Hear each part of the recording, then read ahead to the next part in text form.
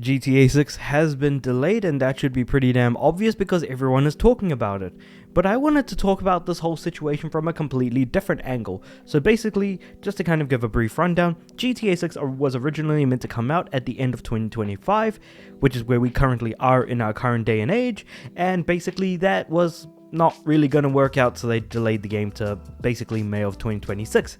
Now that being said though, the game was then delayed from May of 2026 to November 2026 instead, which is the most recent push for the game currently, and it's very much worth mentioning that while it's good that a game remains delayed until it's good enough to come out and focusing on the quality elements of it, there's a lot of murmuring going around the fact that 30 or 40 staff members have also been let go due to, as Rockstar describes it, major misconduct or whatever, serious misconduct, that's what I meant to say, allegations.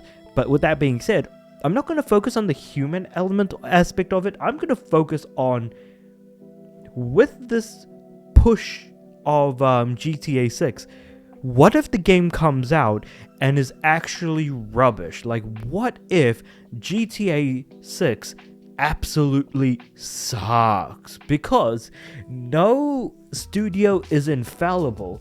And it's funny enough because in their announcements, CD Projekt Red did a very respectable self-burn, saying not to make the same mistake that it did with Cyberpunk 2077, which, as we all know, to this day was an incredibly terrible launch, and things didn't really look good until they did the 2.0 release, in which they did bring back a lot of positive favor. People absolutely started loving the game even more then, and of course they were then able to release, with minimal complaints, the DLC, Phantom Liberty. So I thought that was a very, very interesting thing to do, and of course a very interesting way of phrasing things now, especially regarding GTA. And this phrase here, the subtitle, actually I think is really, really damn good. So this is by Joshua Wolland from PC Gamer, who says, "A wise man learns from his mistakes. Even wiser ones learn from other people's," which is very, like, I cannot agree enough with that. That is really, really, like, true when you really think about it. But basically, it's trotted out every time a game is delayed that apocryphal Shigeru Miyamoto aphorism that a delayed game is eventually good, but a game you rush is bad forever. Miyamoto never said it, but hell, the truth is the truth, frustrating as it is, as it can be to have something that you're looking forward to punted back. We all rather make a game be good and later than be bad on time. Also, I need to mention, when he says punted, I immediately think of the rugby euphemism, because a punt is like a small kick that you do. No, that's a grubber kick. Never mind. Okay, no, that's a soccer euphemism. Never mind. Football for all of you guys. But anyway, perhaps no studio had this lesson drilled into it. Its games didn't end up being bad forever like CD Projekt Red.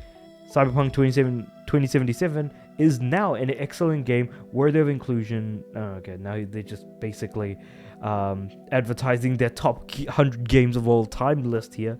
At launch, less so. Now the studio has extended a social media backing to Rockstar over yesterday's delay to GTA 6. And like I said, if there's anyone's lessons you want to learn about delaying a game so that you don't have it be a forever rushed, messed up, mangled mess of a game, ideally you want that to be the guys who made Cyberpunk 2077, more specifically CD Projekt Red. The thing is that technically a bad game, like a rush game, can be forever bad, because funnily enough, I have a physical copy of the PS4 version of Cyberpunk 2077, so I could put that into my PS4 and actually play the 1.0 version of Cyberpunk 2077. Is that a good idea? Absolutely not. People should play the patched version of the game because it's an unplayable, absolute buggy, runs incredibly poorly, absolute mess of a game that I feel like is not even worth the time of day, and is only worth playing through if you're extremely curious in a very, very morbid way, like how I am. So I can't possibly imagine why anyone would think that that's a good idea, but I mean, I thought that was a okay time for what it's worth. I mean, a bad game can be uniquely fun in a lot of different ways, but honestly, this is like a very, very good piece of information to give to Rockstar, who has so far not... Okay, Rockstar has actually made dog water games. They've made awful games in the past. They've made okay games in the past. They've made exceptionally good games in the past. Red Dead Redemption 2 was an exceptional title and is seminal for me. I can still name quotes that Arthur Morgan says throughout the game. He says some really, really good stuff. My most quoted quote from that game was, "I don't get you no more, Dutch.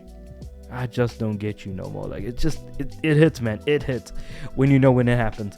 But and then when it comes to, you know, GTA 5, which came out before that, of course, absolutely everyone loved it. People thought that it was an exceptional game, and when online dropped, it just got even bigger and better than before.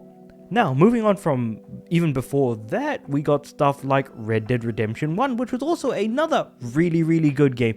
Yes, it hasn't aged the best, but the thing is that after having played the remaster only like no more than a year ago, it's still good to know that that game, like, even is still really, really good even to this day. And then, of course, before that, we had GTA 4. Before that, we had Manhunt 2. There's been a variety, some repertoire, some repetition, so to speak. So it's pretty all over the place when you really think about Rockstar's history as a whole, from the game development standpoint. So the question then becomes, what if GTA 6 is bad? And to be completely fair, I don't think that's actually going to matter much in the grand scheme of things. I think if people want to buy it, they're going to play and buy it. Maybe the tail of the sales of the game are going to drop a bit quicker if the game is bad, like with GTA 5. Like, the fact that that game has sold well over 200 million copies is absolutely bloody astounding. Absolutely astounding. Keeping in mind that somehow the PS2 has sold 155 to... No, actually the updated numbers is 160 million PS2s out in the wild. GTA 5 has been on the market for like 13 less years than the PS2, and has sold 40 million more copies. Just imagine that for a moment. And the PS2 was also pretty cheap, mind you, don't forget about that. But yeah, so it's crazy to think about when you look at all of this and just put it in some ways. So GTA 5, extremely successful. GTA 6, guaranteed to be a success. But I want to hear your guys' thoughts on this whole situation as to whether or not you think GTA 6 is going to actually be a bad game. Like, actually, no. I'll put it in a much better way. What if the game released and it was actually a bad game? Let's say right to hell Retribution level of quality. Would you still buy and play it? Because I know sure as hell I would buy and play it. Because as long as something is either exceptionally good or like just dog shit bad, you're gonna have a good time. If it's in between that, you're gonna have an okay time, because it feels now we're just comparing levels of blandness at that point. But yeah. Okay, this is an interesting point I didn't really think about. So some onlookers mistook the tweet as CDPR casting shade at Rockstar, a declaration that unlike the big dogs in Dundee, the RPG studio actually managed to release its game at some point. It didn't take long for others to point out what CD Projekt Red really meant, though. A lot of comments are missing what they mean by this, wrote Douglas Doughboy BJ. Always treat someone called Doughboy BJ. Always trust someone called Doughboy BJ. Oh, nice. CDPR pushed out a game that wasn't ready, and we all know how that launch went. They are basically saying, trust the process so we can get the best version of GTA 6. And moving on from that, frankly, recent events surrounding Rockstar's firing more than 13 employees involving union organization, which I didn't really go into that much in this video because I'm not really interested in that aspect of it. Though Rockstar says that the unionization efforts had nothing to do with it, didn't exactly incline me to, okay, so that me being basically the guy writing the article towards sympathy towards leadership right now, and he gets why there would be a chilling reflection on its own traumatic past in GTA 6. There was perhaps a more hype for Cyberpunk 2077 than any other game I'd seen back in 2020. 100%. There was actually a ton of hype, especially when they showed off that first trailer. People were going absolutely in bloody insane. So yeah. So with all that being said, very, very curious. Please let me know what you guys think about all of this in the comments below. Like the video if you liked it. Subscribe to the channel. I'm aiming for 500 subs by the end of the year. And with all that being said, though, I'll see you guys tomorrow. Peace.